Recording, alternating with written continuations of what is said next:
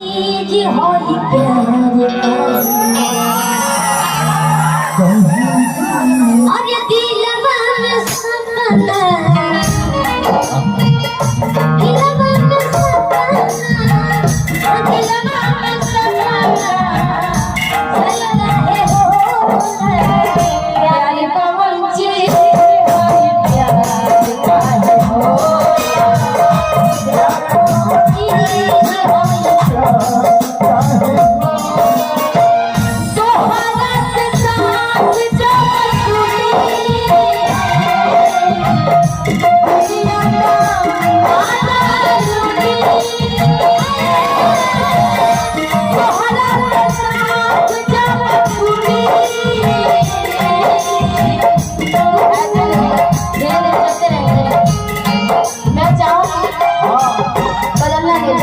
मैं चाहूंगी कि जितने भी हमारे मोतिहारी के जितने भी हमारे दर्शकगण हैं, जितने भगवान चलते रहेंगे धीरे धीरे।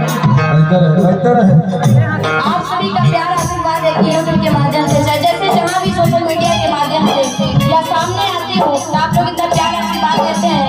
और ये छोटा बच्चा अरमान है जिसने बहुत मेहनत किया और इसको आगे बढ़ाने में बहुत मेहनत लगा भी है। आप लोग का प्यार आशीर्वाद मिलता है। लोग कहता है कि निशा ने कुछ भी नहीं किया अरमान के लिए, लेकिन अरमान बहुत मेहनत किए हो आप। मैंने सच में कुछ नहीं किया है आपके लिए, ये आपने मेहनत किया है और ये हमारे जनता ने मेहनत किया है आपको आगे बढ़ाने के लिए। मेरा तो बस सपोर्ट था, है जी, है ना। तो जब हमारी इसकी साथ छूटेगी तो दुनिया सच में मजा लूटेगी। जानते हो कैसे? तो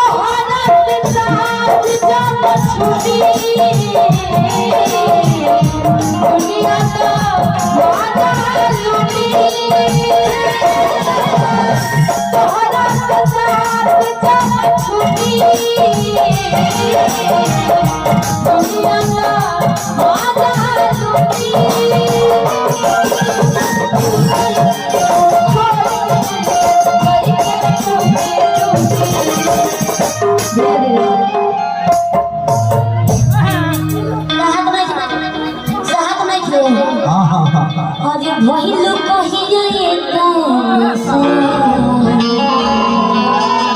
अरमान जी का करम नजर रवा से मिलत नहीं खे चलते साफ कोई आगे से शादी तो हो के अरमान जी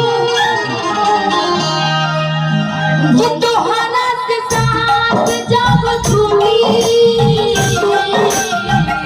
दुनिया तो आजा लूटी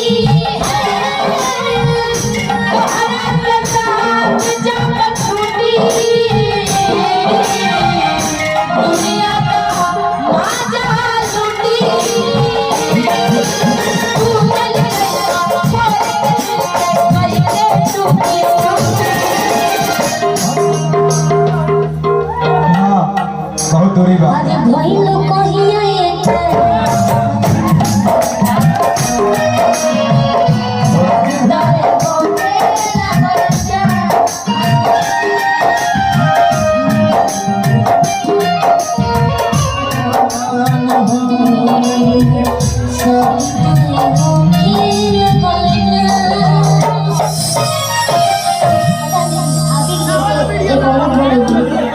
ए हो पिया और जैसी